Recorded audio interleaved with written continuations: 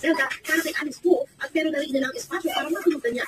Nagkahanda sila matapos pagbukas ng restaurant at ulit na order ang Pasig Regional Trial Court Branch 167 para kay po at 15 hapwa akusado para sa kasong qualified trafficking. Inutusan ng korte ang NCRCIDG Custodial Facility na ilipat ang kusudiya ni po sa Pasig City Jail Fidel Dormitory sa PNP Custodial Center sa Kamkrami, Kinukusin po at sumaresto sa Indonesia kamakailan.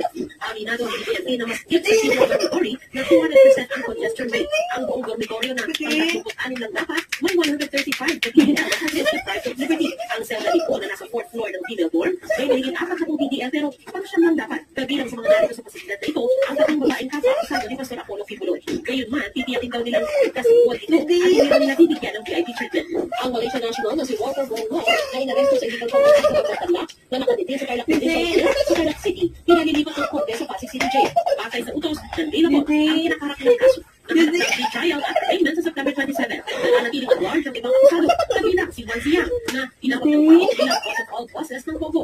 At sa Dating Technology and Livelihood Resource Center, Deputy Director General Dennis Cunanan.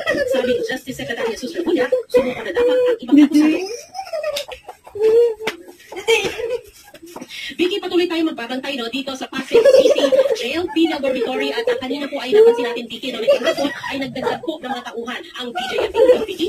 So saan ba inaasahan po ngayong gabi na dadalhin si Alice po sa Pasig City Jail? Hindi! Uy, mag-yan! Yes, Vicky, hanggang ngayon ay inaasahan pa rin yung pagdating nito. Kapagaman, walang maibigay sa atin ang oras ng BJFP. Pero sila ay patuloy pa rin nagtatay at nagkakanta sa kanyang pagdating kasi na yung oras na ito ay sumasailalim po sa medical check-up sa Kamkrame. Itong si Go at yan po ay bahagi ng kanilang proseso. Pagkatapos ay inaasahan po na dadalhin pa rin siya